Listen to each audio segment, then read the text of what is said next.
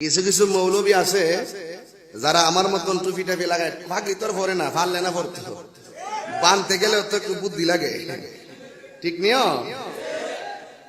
এই কিছু মৌলবীরা আছে এইভাবে বসে কয়, এটা হলো মোটিভেশনাল স্পিকার। ওরা বসে কি বলে জানেন? যত উঁচু কবর আছে, শাহজালালের কবর, শাহপরানের কবর, মাজার তো কই না, এরা মুখত আল্লাহর গজব করছে। আল্লাহর ওলির কবর, রওজা তো কই না, কথা কন ঠিক কিনা? এরা বলে শাহজালালের কবর, শাহপুরানের কবর, গোলাপ শাহর কবর, খাজা গরিবে নওয়াজের কবর, শাহালির কবর, সব লাইতায়া ভাঙ্গিয়া দাও। আপনাদের ইনসাফ কি কয়, বিবেক কি বলে? আপনাদের গুরুস্থানের আপনার বাপের কবরটা লাথি মারবো এমন কোন সান্দুর বাচ্চা আসেনি। আর আল্লাহর ওলির মাজার ভাঙ্গা লাইবার লেগে যারা এই সমাজের মুসল্লিদেরকে উদ্বুদ্ধ করে, আমিও বলছিলাম, আমি প্রায় মাহফিলি বলি, সাহস থাকলে গিলা তলা আয়া ওলি আল্লাহর মাজার বরাবর ফাওড়া তুল, ঠ্যাংটা ভাঙ্গা বুড়ি গঙ্গাত বাসাই দিন। হাত তুলে বল ঠিক কি না বলো। যত মাজার আছে সব মাজার ভেঙ্গে গড়িয়ে দাও, যত পীরের খানকা আছে সব পীরের খানকা আগুন দিয়ে জ্বালিয়ে দাও। জোরালো ভাবে আদেশ, আলী ছাড়বে না কোনো ছবি মূর্তি, সবকে ভেঙে খান খান চূর্ণ করে দাও। আলী তুমি ছাড়বে না কোনো উঁচু খবর, সবকে ভেঙে সমান করে দাও। এই যে এখানে সব কবর উঁচু হচ্ছে, এখানে কবর, আবার মুক্তিযোদ্ধা কবর, বেটা কি দেখাচ্ছেন আপনি কবর পাকা করে? অসম্ভব। মোহাম্মদ সাল্লাল্লাহু আলাইহি ওয়াসাল্লাম বলেছেন আদেশ। কে এমন মায়ের বেটা আছে যে মায়ের বেটা দলিল নিয়ে আমার মুখের উপরে কথা বলতে পারে? ক্ষমতা দিয়ে কথা বলা একেবারেই সহজ। আমি আব্দুর রাজ্জাক নিঃস্ব মানুষ, আমার বংশেও ক্ষমতা নাই, আমি কোনো দল সংগঠন করি না, আমার দলেরও ক্ষমতা নাই, আমার বংশেরও ক্ষমতা নাই, আমার টাকারও ক্ষমতা নাই। যে কোনো সময় আপনি প্রতিশোধ নিতে পারেন, প্রতিশোধ নিতে সমস্যা হবে না। তবে আমি আব্দুর রাজ্জাক বিন ইউসুফ বলছি, মুহাম্মদ সাল্লাল্লাহু আলাইহি ওয়াসাল্লাম বলেছেন উঁচু কবর ভেঙে দিতে হবে। এবার বলছি, দেখি কোন মায়ের বেটা এই কথা 19-20 করতে পারে? এমন কোন মায়ের বেটা পৃথিবীতে জন্ম নিয়েছে? তার সাথে আমি মুখামুখি হতে প্রস্তুত রয়েছি। একটা রিওয়ায়াত হযরত আলী রাদিয়াল্লাহু আনহু থেকে বর্ণিত।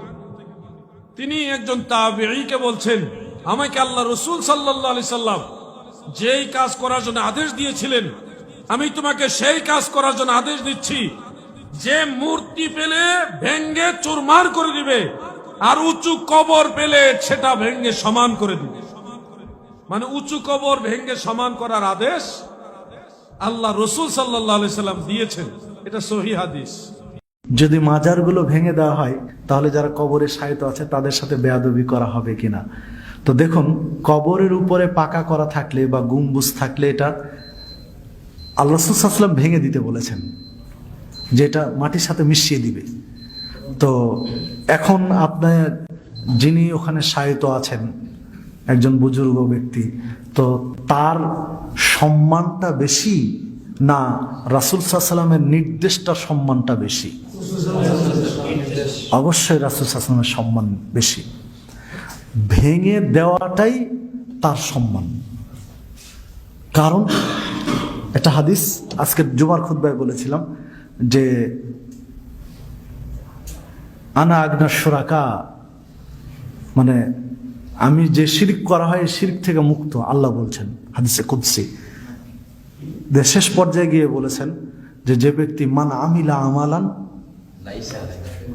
যে ব্যক্তি কোনো আমল করলো, আশরাকা মাই, আমার সাথে শিরিক করলো, গায়রা, অন্য কাউকে, তারাকতু ওয়া শিরকাহু, আমি তাকে এবং তার শরীককে উভয়কে প্রত্যাখ্যান করি।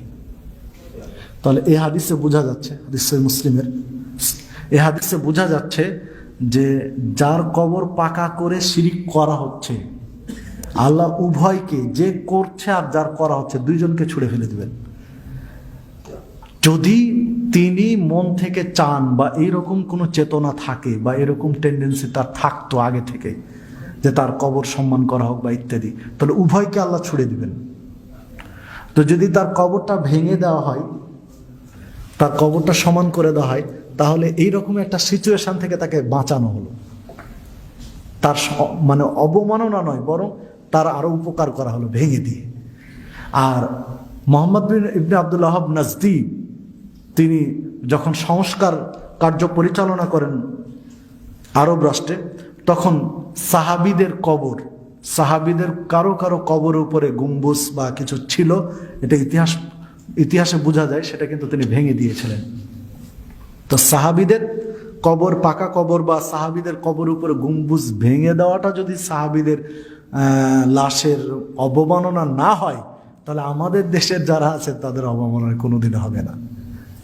জাযাকাল্লাহু খায়র।